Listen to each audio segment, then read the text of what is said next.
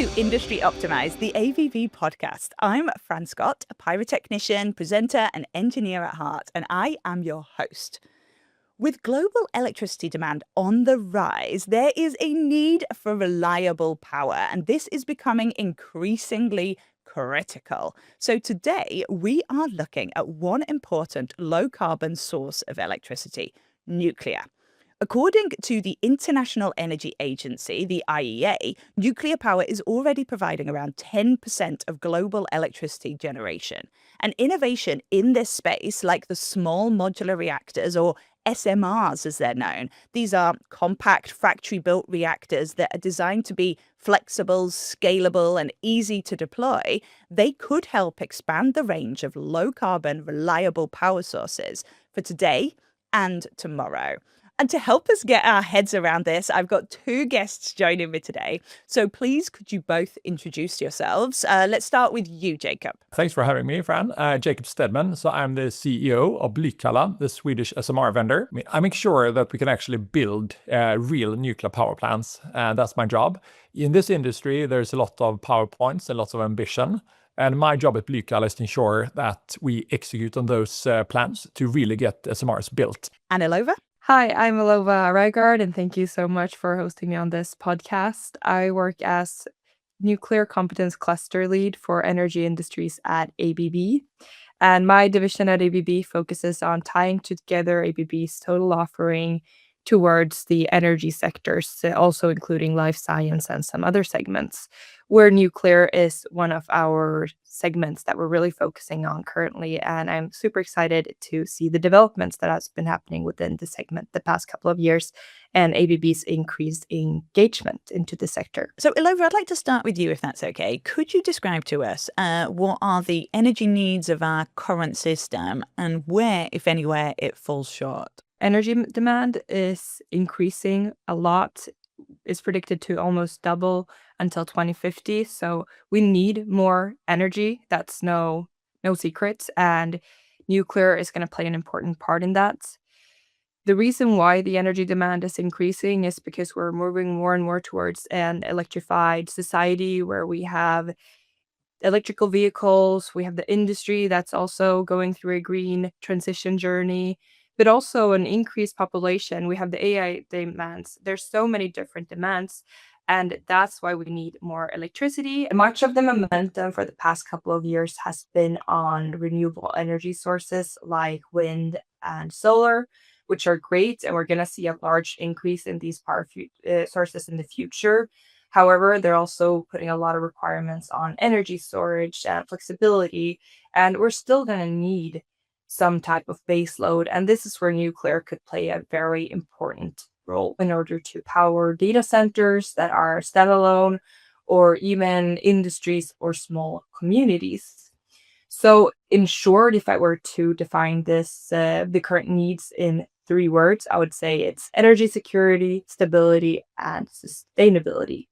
Now, Jacob, this might sound like a wild question, but why nuclear energy? What role do you think it can play within the future of our energy system? So nuclear has a number of unique properties. For A, it's clean, as opposed to like fossil fuels.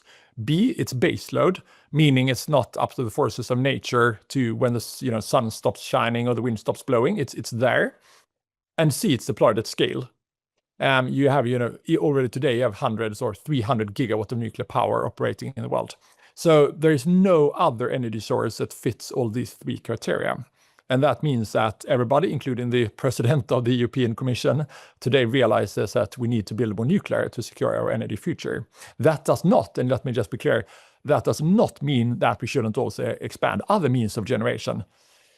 The one thing that nuclear does that very few other means of generation do is it provides stability to the grid. Since you have, especially for conventional nuclear, you have a lot of rotational mass that provides grid stability and increases the chances that the grid don't actually die, which sometimes has happened in the last few years in Europe. But I think the easiest way to think about nuclear is that it combines being carbon-free with a reliable baseload. Yeah, which is rare at the moment, looking at all the different options that we have. And it's like this pick and mix of options. And actually not one is the answer. It's this like actually this kind of energy generation can provide us with that. And this one can provide us with this alternative. But we need a mix of them all. But exactly, I think Sweden has historically had about 45% of nuclear power, about as much of hydropower, and then growing share of renewables and some small share of fossil. And I think that in general is I mean, hydro is not for all countries. You need rivers and some vertical differences to start with. But I think nuclear and renewable power are important for I mean all countries where it fits basically. So I strongly support other means of generation as well. But I think if you look at it, interesting, the IEA, the International Energy Agency, did a study about various ways to achieve a CO2-free power system. And what they said is that you can do that with just renewables, but then the cost would be higher than if you also had a nuclear base load in the mix. And I think that's been repeated by many other studies, but I think it's extra credible since it comes from the International Energy Agency. So yeah, just to repeat, I think, you need different types of electricity generation, but I think nuclear today, I think everybody now realizes that you need to build more nuclear. So Ilova, coming to you, just could you explain a little bit about what is a small modular reactor and what's the difference between a small modular reactor and a conventional one? Is it just size or is there more to it? It is a lot more to it than just the size. A small modular reactor, often called an SMR, is a nuclear reactor that produces less power per unit compared to the conventional nuclear power. So usually you'll say it's about 300 megawatts, but I would say one thing that really kind of defines it's the business model of being able to produce something in a production or in a factory and then being able to build up on it in a modular approach.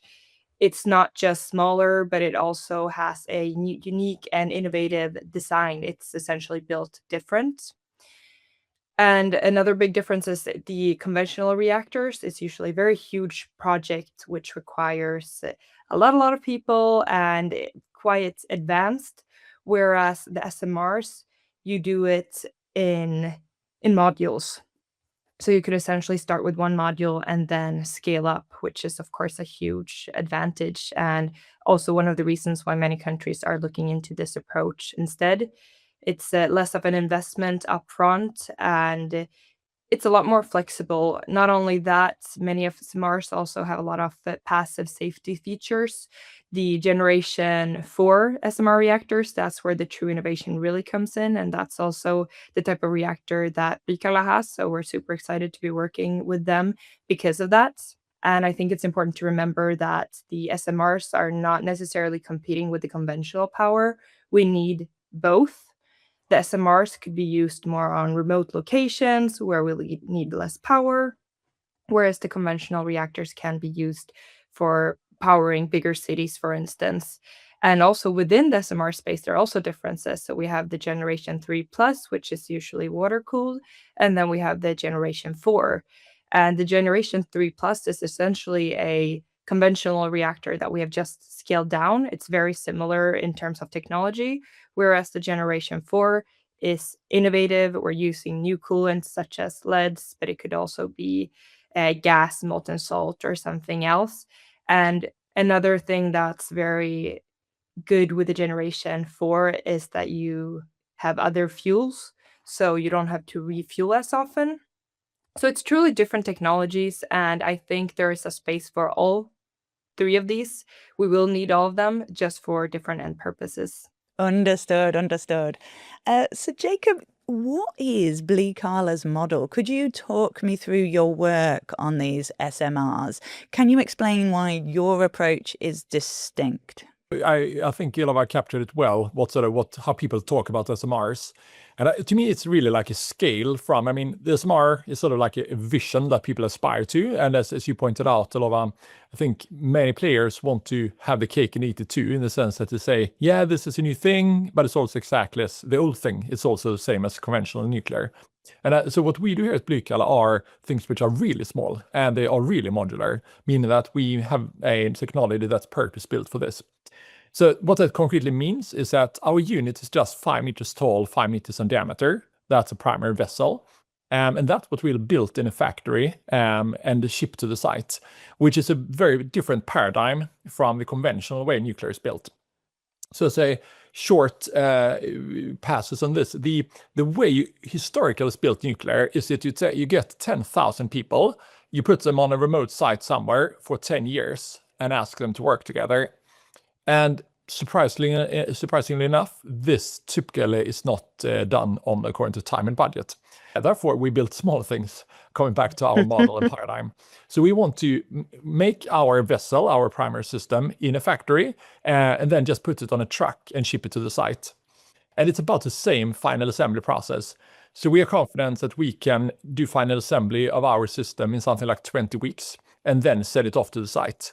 Of course, you need to build a building, you need a few things on the site, but it's massively easier and faster to do this with the way we think. So our ambition is to go from 2 years from order to actually having everything deployed on the site. And 2 years then compares to like the 10 years or 15 years or sometimes 20 years that you typically see with conventional nuclear. So it is a very different paradigm. To add on that, I think one of the benefits also with having that approach is for new type of industries like the data centers that really fits into those business models as well, where you want it to go quickly. You don't need 1,000 megawatts. Well, some maybe we'll need that in future as well. But it plugs into the new world that we're living in, where we have more need for data centers, but also where we're looking at alternatives for fossil fuels. So for instance, with hydrogen production and creating e-fuels, you could just plug one of these SMRs into that production instead of using the electricity from the grid.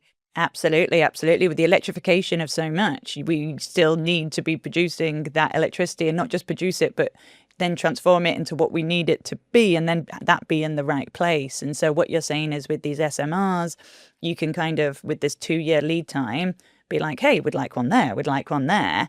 And it just means that means its influence opens up other energy generation, which is really interesting. And I hadn't thought of that. And Jacob, what stage are you at in this process? Because correct me if I'm wrong, but there aren't any SMRs in Europe at the moment, or am I wrong on that? No, but you're right. There's one SMR being built in Canada, but there are no operational SMRs in the West. There are some in China, but yeah. So then, of course, you could say, coming back to the term being quite fluffy, I mean, we've had small, not so modular, but small reactors for 50 years, for example. So I think that's definitely in place.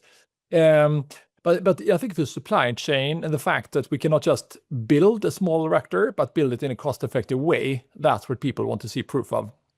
So what we are doing at Blykalla is 2 different things in parallel. We're building a non-nuclear test facility in Sweden at Oskarshamn.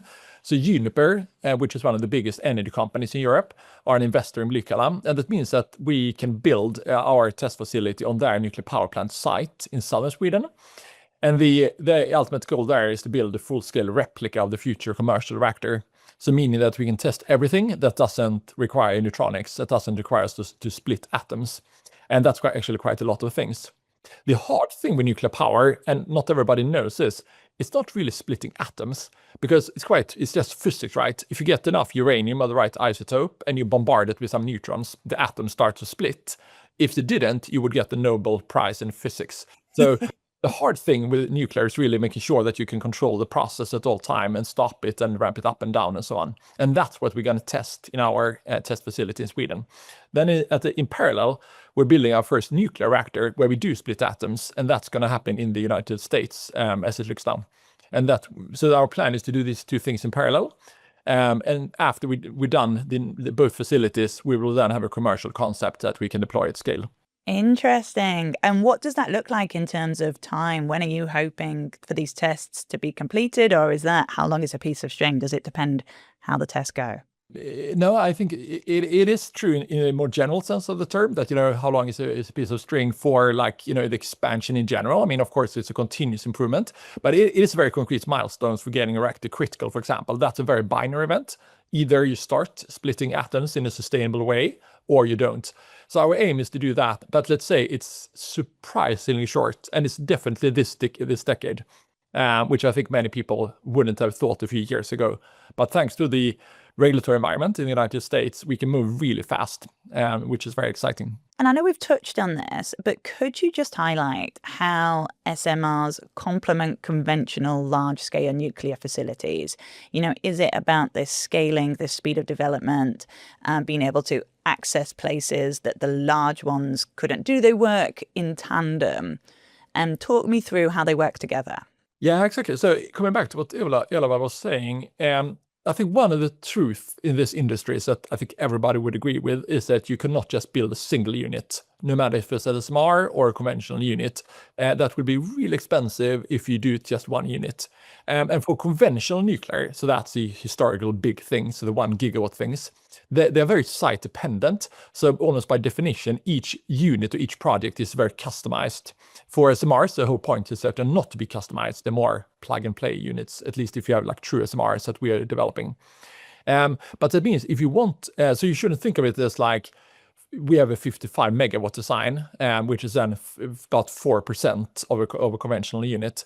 But I think you shouldn't think of it as like, do I want 1 gigawatt or do I want 55 megawatts? Because you don't want to build one unit. So the question is, do I want like 3, 4, 5 gigawatt in one place? Or do I want like 300, 400, 500, 600, megawatt in one place? And if you want 3, 4, 5 gigawatts in one place, you should definitely go for conventional nuclear. You get the economies of scale, and the economics will look better at the end of the day. That said, I think very few people need 5 gigawatt in one place. That's enough power for millions of individuals or households, and then you would need to do enormous grid investments. So I think if you are like where Sweden were in the 70s, when they said like, okay, we're going to fundamentally change how the energy system works. We're going to get rid of all fossil fuels. This is a 10-year program. We're going to spend hundreds of billion of kroner. Well, then I think it's fine to build 5 or 10 gigawatt in one place, but most countries aren't there. So if you just want to have, let's say, half a gigawatt for a data center, as you pointed out, Ylva, or if you want to have, support your local steel mill, then I think you should rather build 5 or 10 SMRs that can support that local power need. We know today that grid investments take so much time. It takes much longer to build a grid than to build local generation. So I think it's a more sustainable method that you build smaller clusters of units closer to where you actually need the power instead of waiting 10 years to build grid capacity across the country. Mm-hmm. And the footprint that you're talking about is tiny. Like you said, was it 5 meters diameter? And so, a cluster of 5, that's 25 meters. That's so small. That is mind-blowingly small. It is, and that's a primary system. So that's where you actually split the atoms, and then you have other systems. You have a turbine and so on. So I mean, you're talking, let's say, the building for a single unit is something like 50 times 50 meter. So it's much bigger than these 5, but it's still small, right?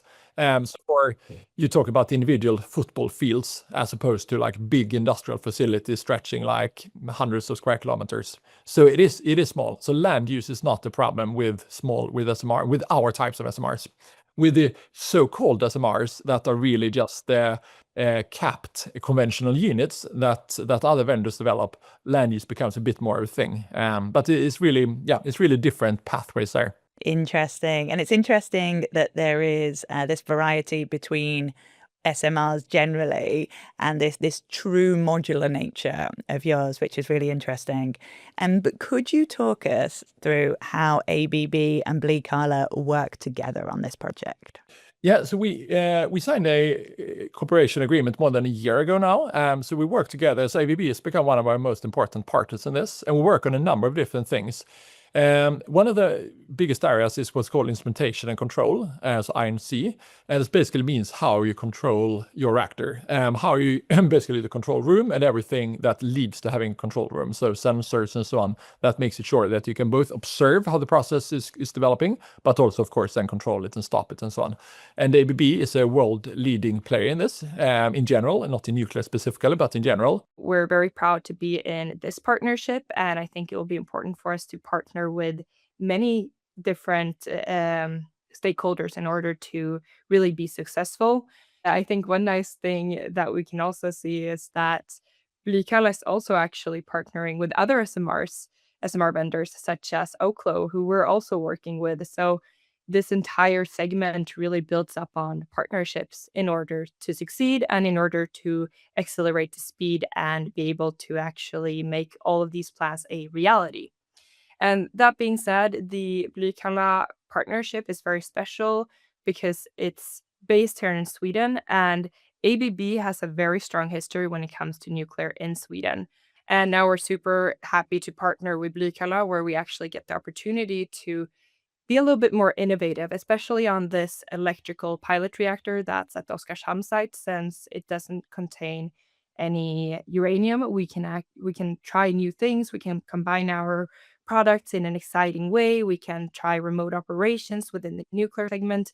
We really get to try and rethink the entire offering towards nuclear, which is something that's super exciting, but also something that can help the entire industry to speed up because it is a very traditional industry. Now, this one is for both of you, just to finish up. When you look towards this energy future, what do you see it as being? I think electrification is really the key thing here. So if you compare different regions, you see that China, for example, has really executed on electrification, whereas Europe has basically been standing still on electrification, meaning if you think about all the energy sources you have, including fossil fuels and like fueling up your car with petrol, the share that's power is about the same in Europe, despite years of, especially in certain parts of Europe, to electrify the system.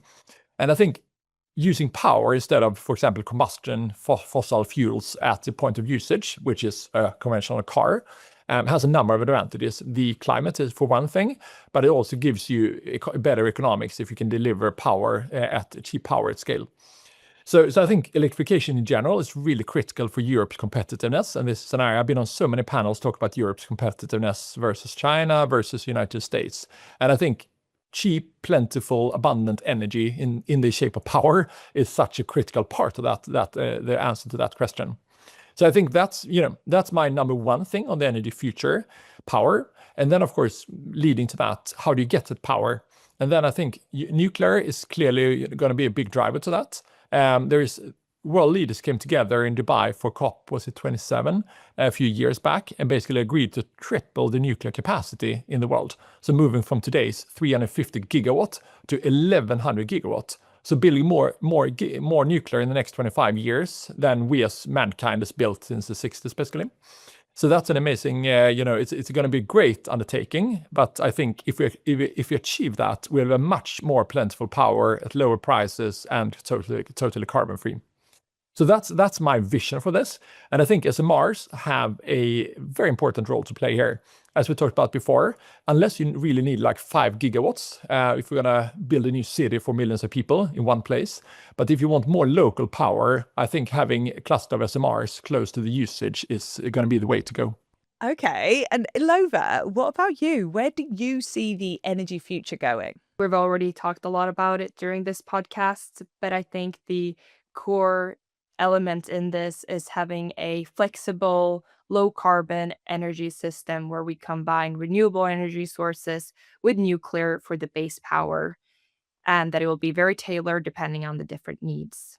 And yet again, as I've also already mentioned, the future of energy is an and equation, not an or equation. We need to maximize all sources to diversify our energy mix. Thank you so much, Jacob and Ilova. And gosh, so much to take in there. It's really interesting to get to know about SMRs in more detail. And the fact that they are not only agile, but they provide this reliable undercurrent of electricity generation that we are going to need when it comes to this portfolio of ways of producing electricity that we need in this increasingly electrified world. And it's really exciting times that they are coming to Europe. They are going to happen. At least that's what we think. So I suppose watch this space, and the proof is in the pudding. And that is it for this episode of Industry Optimized from ABB, produced by Fresh Air. Thank you so much for joining us. Next time, we're looking into how we can upskill the workforce as AI emerges into the job market. Until then, I'm Fran Scott, and thank you for listening.